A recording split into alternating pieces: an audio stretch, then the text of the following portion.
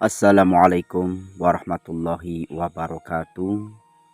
Rahayu, rahayu, rahayu. Salam santun, salam hormat, salam takdim kami Padepokan Lokajaya. Kita haturkan untuk seluruh spiritualis yang ada di Nusantara ini. Semoga senantiasa dalam lindungan Allah Subhanahu wa Ta'ala. Allahumma sholli ala sayyidina wa maulana Muhammad. Kita haturkan sholawat serta salam dengan harapan kita semua mendapatkan syafaatnya baginda Nabi. Amin. Ya, untuk para sahabat semuanya, jumpa lagi bersama Padepokan Lokajaya. Tentunya kita dari tim Padepokan Lokajaya ini selalu menunggu kedatangan daripada Sang Kinasih Satrio Piningit serta mencari sumber-sumber informasi, menggali menelisik siapa sesungguhnya Sang Kinasih Satrio Piningit ini dan apakah yang dikatakan oleh Prabu Joyoboyo bahwasanya Sang Kinasih Satrio Piningit ini memang seorang dewa yang menjelma menjadi manusia, ya, atau memang secara ruhnya itu adalah sosok yang ruh dibuat secara khusus oleh Allah Subhanahu wa Ta'ala yang nanti akan ditiupkan oleh sang wadah. Yang awal pertama mengenali dan bertemu dengan sosok batiniah bidadari bungsu adalah sosok dia Batara Sang Kinasih Satrio Piningit. Begitupun sebaliknya, orang yang awal pertama mengenali dan bertemu dengan sosok Batara Sang Kinasih Satrio Piningit adalah sosok dia Betari bidadari bungsu, ujar daripada narasumber. Dan selanjutnya, pelaksanaan pernikahan di Lebak Cawene sosok Batara Sang Kinasih Satrio Piningit dengan sosok Betari bidadari bungsu. Nah, setelah itu beres selesai, sosok Sang Kinasih atau Batara Sang Kinasih Satrio Piningit dengan sosok Betari bidadari bungsu, banyak umat manusia yang mengenalinya hingga diangkatnya sosok Batara Sang Kinasih Satrio Piningit menjadi pemimpin jagat alam, dan sosok Betari bidadari bungsu menjadi permaisurinya Batara Sang Kinasih Satrio Piningit. Makna siloka menikah di Lebak Cawene itu, ya, itu menurut pendapat daripada narasumber yang satu. Persatuan ruhani antara nafas lelaki aksi dan rasa perempuan. Menikah bukan pernikahan jasmani tetapi menyatukan dua kutub dalam diri. Lelaki unsur aktif logika, ya, atau simbol, perempuan unsur pasif rasa batin. Dalam kejawen nikah batin terjadi saat nafas dan rasa bersatu dalam keheningan sunyi. Turunnya cahaya ilahi ke lembah jiwa, Lebak, tempat rendah tawadu, kerendahan hati, itulah yang diartikan adalah Lebak. Menikah di Lebak, membiarkan nur ilahi turun ke jiwa yang berserah diri kepada Allah Subhanahu wa Ta'ala. Dalam sufisme disebut fana fi Allah, lenyapnya ego, bersatunya jiwa dengan nur Tuhan Yang Maha Esa. Yang ketiga, bertemunya aku yang laki-laki dan aku yang perempuan dalam satu kesadaran. Lelaki dari sadar mengatur logis, perempuan dari bawah sadar mengamal menyatu rasa. Menikah di Lebak Cawene saat kedua sisi dari tidak lagi bertentangan dan justru melahirkan kesatuan ruhani yang tenang. Dalam siloka ini, anak dari pernikahan itu adalah cahaya kesadaran, pengenalan terhadap Tuhan Yang Maha Esa. Kesimpulan spiritual, menikah di Lebak Cawene bukan tentang pernikahan duniawi, tetapi menyatukan nafas, zat atau zikir dan rasa hening di lembah batin yang paling sunyi. Dan hanya disitulah nur Allah bisa turun melahirkan makrifat sejati. Dalam bahasa suluk kejawen, wong kang bisa nikah ana nang atau ana ono ing lebak cawene iku wis ngalahake atau ngalai lawang pepasten.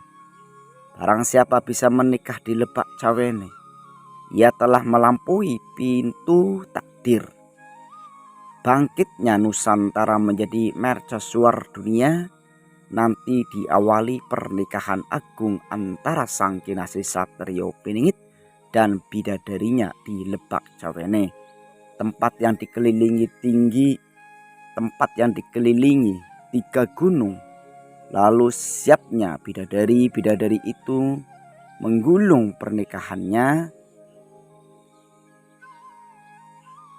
mengulang pernikahannya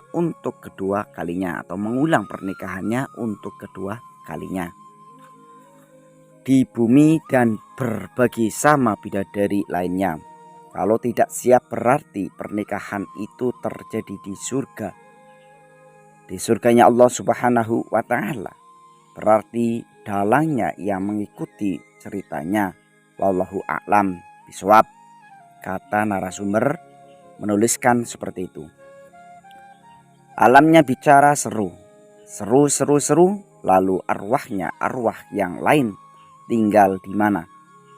Wong belum sempat sungkem ke sang kinasih Satrio Piningit atau Imam Al-Mahdi yang asli, pasti nggak ada pertolongan akhirat lagi karena masuknya harus bawa sendiri-sendiri. Apa sudah siap untuk menyerukan dua-duanya juga rumah Allah juga tujuannya akhir Satria Piningit alias Ratu Adil atau sang kinasih Satrio Piningit. Wajah dan sosok raganya yang asli ditandai memiliki banyaknya bintang Sayuto Gatut Koco. Meskipun sosok raganya sang kinasih Satrio Piningit yang asli tidak mau mengakui dirinya sebagai sang kinasih Satrio Piningit, dan meskipun dia yang asli tidak mau diketahui terlebih dahulu selagi terpingit. Hanya sang kinasih Satrio Piningit lah yang mampu memahami isi seluruh bait-bait leluhur atau seluruh bait-bait yang dikatakan oleh Prabu Joyoboyo. Sang kinasih Satrio Piningit juga mampu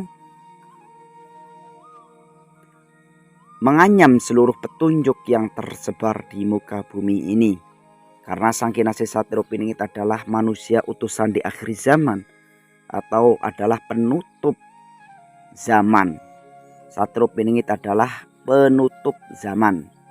Selain sang Satrio Piningit, juga ada yang memiliki kemampuan yang sama meskipun level kemampuan masih di bawahnya sang kinasih Satrio Piningit. Dalam bait diisyaratkan bahwa hanya orang-orang yang berada dalam asuhan budak angon yang juga mampu memahami dan mengerti isi tentang bait-bait Prabu Joyoboyo. Tentunya cahaya pencerahan sudah memiliki orang tersebut.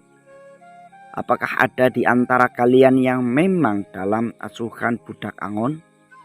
Ataukah masih dalam level tebak-menebak? Kata narasumber mengatakan seperti itu. Karena tentunya dalam kita mendeteksi keberadaan sang kinasih Satrio Piningit ini perlu dengan ketenangan batinnya, kesucian batinnya, dan tentunya ketika kita mencari sumber di mana sang kinasih Satrio Piningit ini ketika mengeluarkan energinya, itu tidak semua orang itu mampu mendeteksinya. Ketika beberapa bulan ini suasana sangat dingin, bahkan hampir di Jawa baik di Jawa Tengah, di Jawa Barat, ya. Ada beberapa bulan ada namanya kabut yang menutupi di Pulau Jawa Barat. Itu apakah suatu pertanda? Karena itu masuk dalam sejarah, karena kota di daerah Jawa Barat khususnya Bekasi itu adalah kota yang sangat panas.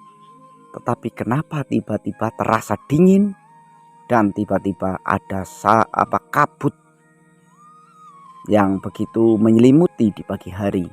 Nah, ini bukan kabut sembarangan kabut ya. Inilah pertanda alam. Tetapi ketika kita menceritakan, tetapi ketika banyak orang yang membaca tanda-tanda alam, itu dikatain sok tahu, dikatain sok ini itu, sehingga di era zaman sekarang ini banyak generasi-generasi muda ini yang melupakan bagaimana ajaran-ajaran leluhur untuk bisa kita saling menghormati alam dan kita bisa mengambil informasi-informasi dari alam. Itu ya. Kembali lagi kepada Sang Kinasih Satrio Piningit. Bahwasannya banyak berpendapat mengenai Lebak Cawene. Ada yang berpendapat bahwasannya pernikahan agung di Lebak Cawene ini adalah pernikahan batiniah.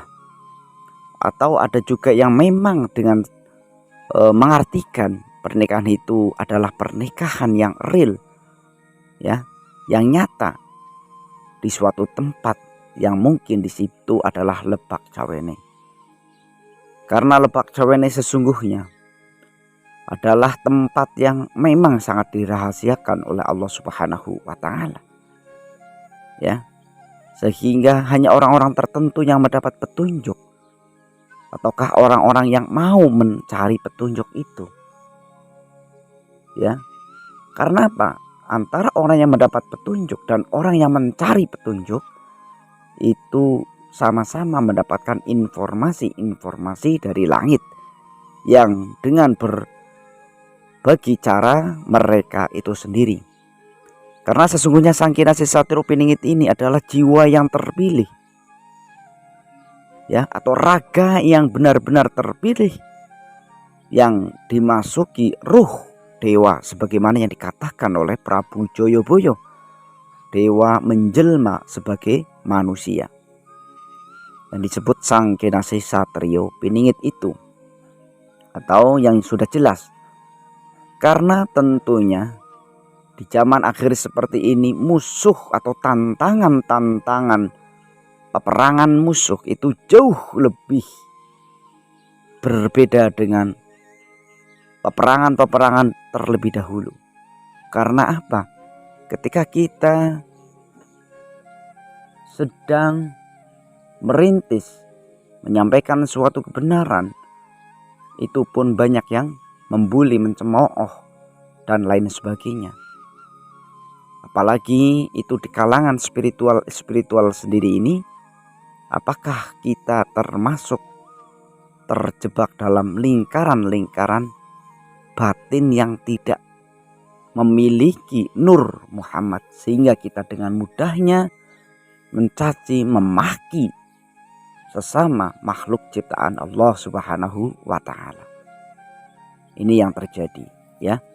Mudah-mudahan di kalangan spiritual ini selalu bisa menjadi tolak ukur, bisa mencontohkan budi pekerti yang ditinggalkan oleh leluhur-leluhur kita sebagai jati diri Nusantara ini, sehingga kita tidak kehilangan arah, sehingga kita tidak kehilangan warisan-warisan leluhur yang harus kita jaga ini. Kita sebagai pemegang amanah daripada leluhur, yaitu amanah budi pekerti aja, kita tidak mampu menjaganya, kita tidak mampu mengaplikasikannya. Apalagi dengan amanah-amanah yang konon katanya ada harta amanah.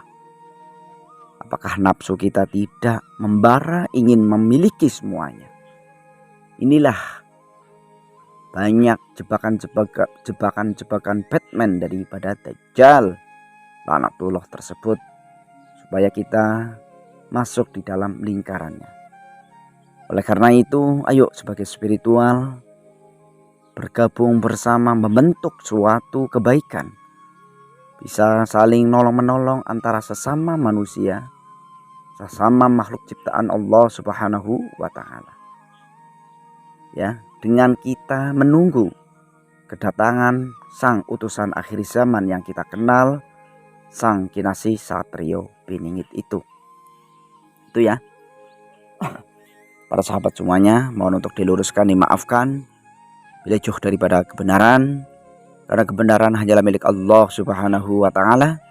Salam santun, salam hormat, salam takdim kami Padepokan Lokajaya. Assalamualaikum warahmatullahi wabarakatuh. Rahayu, rahayu, rahayu.